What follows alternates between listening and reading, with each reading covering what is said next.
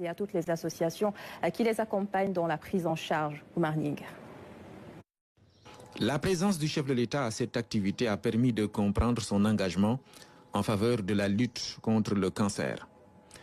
Avec beaucoup d'émotion, il est revenu sur le combat qu'il a mené pour sauver son grand frère, décédé en 2022.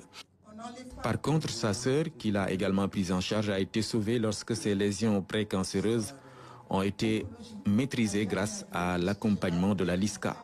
Je me suis éveillé en me disant, si on n'avait rien fait pour ma sœur, elle serait partie. Qu'est-ce que je peux faire pour d'autres sœurs, d'autres mères? Cette sensibilité, il l'a également vécue en prison lorsqu'il accompagne un chef de cour dont l'épouse n'a pu être sauvée. Avoir la chance aussi d'être sauvée dans les mêmes termes. En ce moment, je n'étais pas président de la République. On mesure dès lors sa sensibilité pour la bonne cause, un engagement qui l'a conduit d'ailleurs à organiser des activités de dépistage qui ont permis de sauver des vies.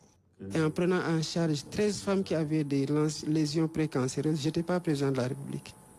J'étais fonctionnaire, je n'avais aucun mandat électif.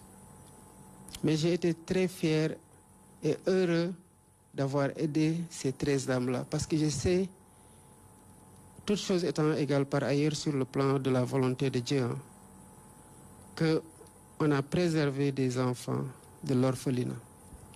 On leur a donné la chance d'être accompagnés par leur mère. Et ça, c'est la responsabilité de chacune et la responsabilité de chacun de se dire qu'à son niveau, il y a quelque chose à faire. À l'occasion de n'importe quelle discussion, quelqu'un peut sensibiliser quelqu'un sur l'autopalpation, sur la nécessité d'aller se faire dépister. Ce n'est pas le rôle exclusif de la LISCA et des associations. Chacun doit se sentir concerné. Pour accompagner la Ligue sénégalaise contre le cancer, un centre de dépistage sera érigé.